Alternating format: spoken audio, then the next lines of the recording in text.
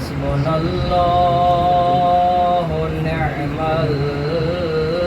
الوکیل ونعم المولا ونعم النصير والحمد لله رب العالمين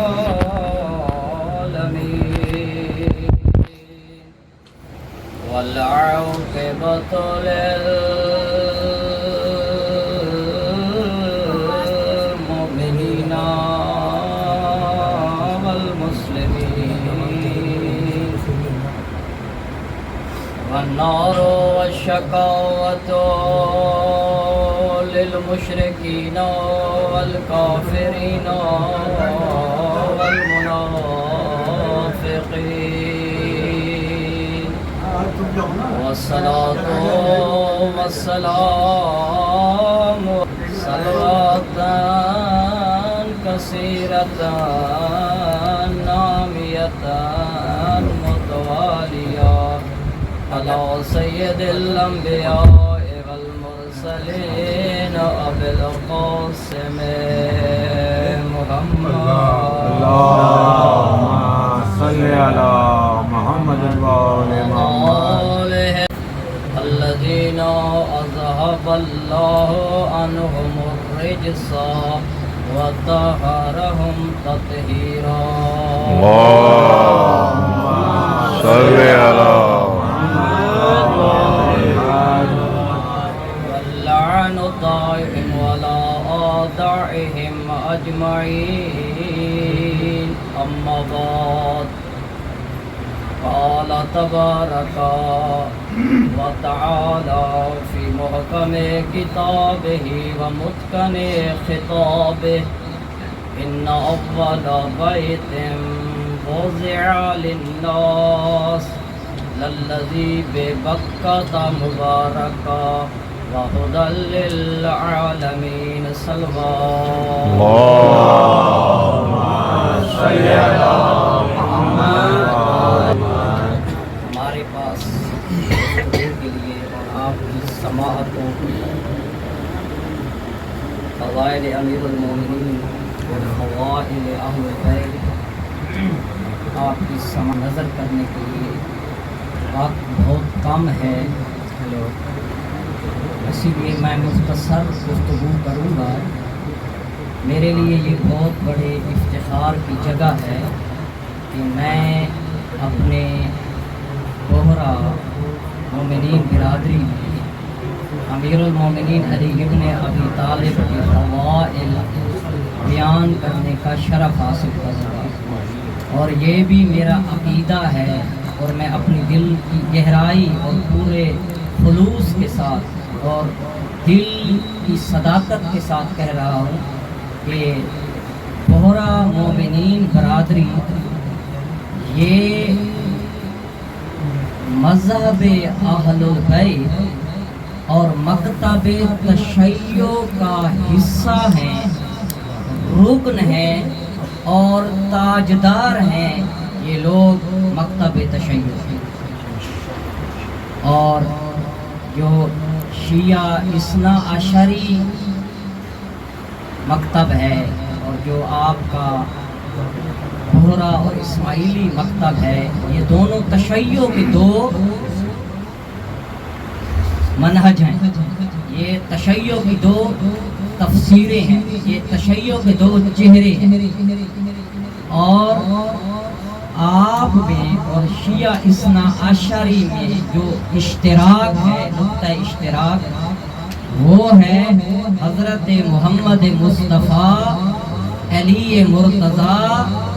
حضرت فاطمہ الزہرا، حضرات حسنین شریفین کریمین اور امام زین العابدین علیہ السلام سے لے کر حضرت امام جعفر صادق تک کی معصوم ذوات مقدسہ، یہ نقطہ اشتراک ہے آپ میں اور ہم۔ لیکن یہ میرا موضوع گفتگو نہیں، میں نے جو موضوع گفتگو رکھا آپ کی خدمت میں 15 منٹ میں بیان کروں گا انشاءاللہ، بہت شستہ اور رستہ نستعلیق اور نبی تلی مستند اور معتبر گفتگو ہوگی آپ کی خدمت میں، لیکن ساتھ مفید اور موجز بھی۔ آپ محمد و آل محمد پر صلی اللہ علیہ وسلم۔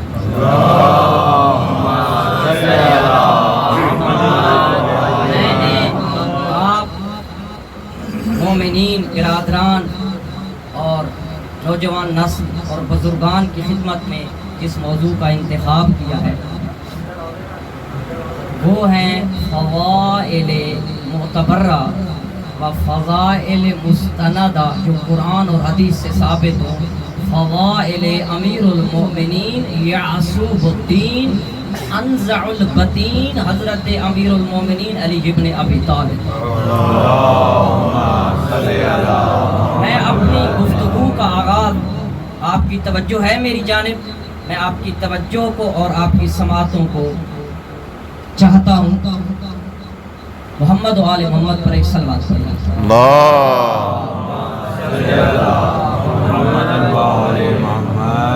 میں نے قرآن کریم سے جو آیت آپ کی خدمت میں تلاوت کی ہے، یہ آیت کعبہ بیت اللہ سے متعلق ہے، اور آپ کو تعجب ہو رہا ہوگا کہ آغا صاحب نے موضوع فضائل امیر المومنین قرار دیا ہے، لیکن آیت کعبہ سے متعلق پڑھی ہے، تو ہاں کعبہ اور علی کا بڑا گہرا تعلق اور رابط ہے۔ اور میں جو آپ کی خدمت میں علی علیہ السلام کی آج جو فضیلت، کمال اور شان بیان کروں گا، یہ امیر المومنین کی بہت شاندار منفرد فضیلت، عظمت، جلالت اور شان۔ اگر چاہے کہ ہم اگر سارے انس اور جن جمع ہو جائیں اور امیر المومنین علیہ السلام کے فضائل کو بیان کرنا چاہیں تو یہ جن اور انس کے بس کی بات نہیں ہے کہ وہ علی کے فضائل کو احاطہ کر سکے۔ علی وہ مہر درخشاں ہے کہ جس کے فضائل اور عظمت کے آسمان تک کوئی طاقتور پرندہ، کوئی طاقتور ذات اصلاً طاقت پرواز ہی نہیں رکھتی، لیکن چونکہ ہم علی کے وہ فضائل بیان کریں گے جو فضائل قرآن نے بیان کیے، جو فضائل نبی کریم اشرف المخلوقات محمد مصطفیٰ نے بیان کیے، اور جو 14 معصوم اور 12 امام ہستیوں نے بیان کیا۔ آیت مجیدہ پڑھی میں نے آپ کی خدمت میں، جس میں اللہ فرما رہا ہے، کعبہ کی تعریف فرما رہا ہے کہ اِنَّا اول بیت وضع للناس للذی ببکہ مبارک، کہ اللہ نے جو پہلا گھر بنایا، وضع کیا، جال کیا لوگوں کے لیے، للذی ببکہ مبارک، وہ گھر اللہ کا، وہ خانہ خدا جس کی جگہ تقرر،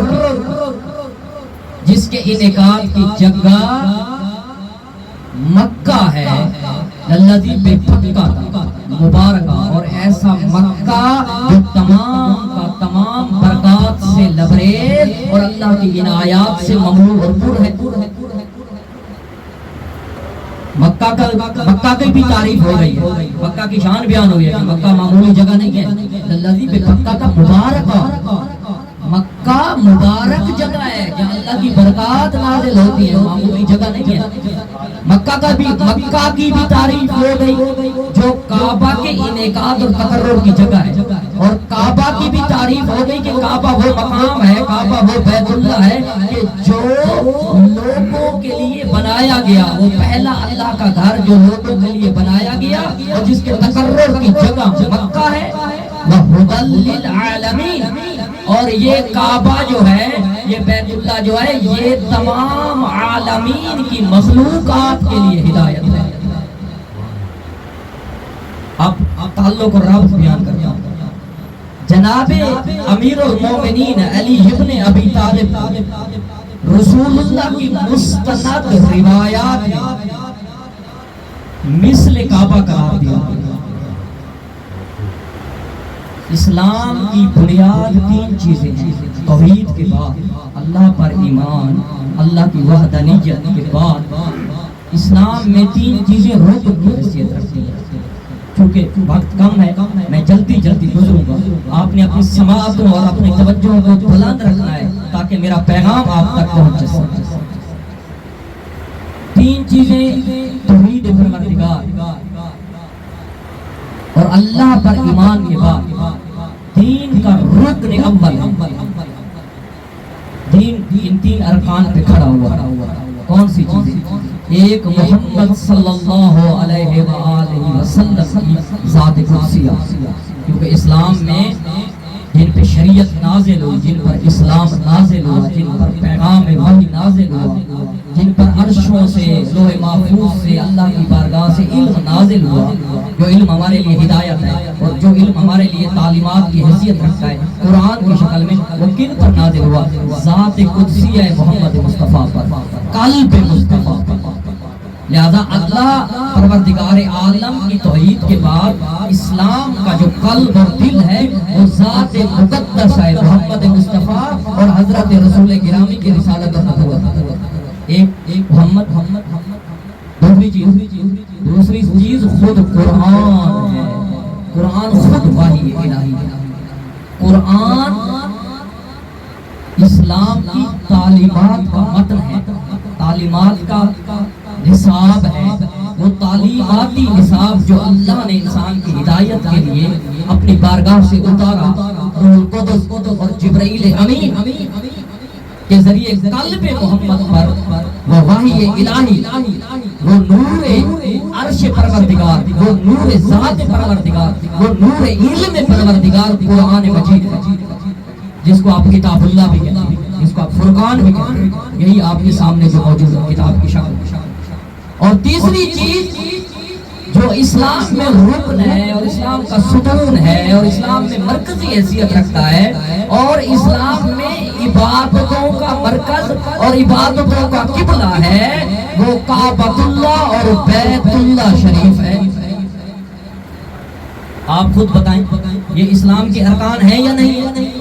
اگر کوئی بھی مسلمان جتنا بڑا بھی مومن ہو، ہر چیز پہ ایمان رکھتا ہو، اگر وہ کعبے کی جانب رخ کر کے عبادت نہ کرے، کعبے کو پشت کر کے عبادت کرے، وہ مسلمان رہتا ہے؟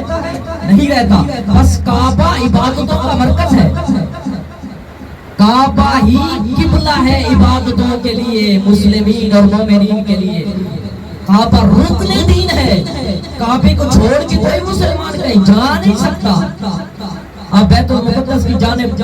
رخ کر کے نماز پڑھ سکتے ہیں؟ نہیں پڑھ سکتے۔ کسی اور مقدس مقام کی طرف رخ کر کے نماز پڑھ سکتے ہیں؟ نہیں پڑھ سکتے۔ جب بھی آپ کو نماز پڑھنی ہو، چاہے واجب نماز پڑھنی ہو یا مستحب نماز پڑھنی ہو، آپ کو قبلہ یعنی کعبۃ اللہ کی طرف رخ کرنا ہوگا، کیونکہ وہ مظہر ہیبت و مظہر دین پروردگار ہے کعبۃ اللہ۔ آپ جو حقیقت قاہرہ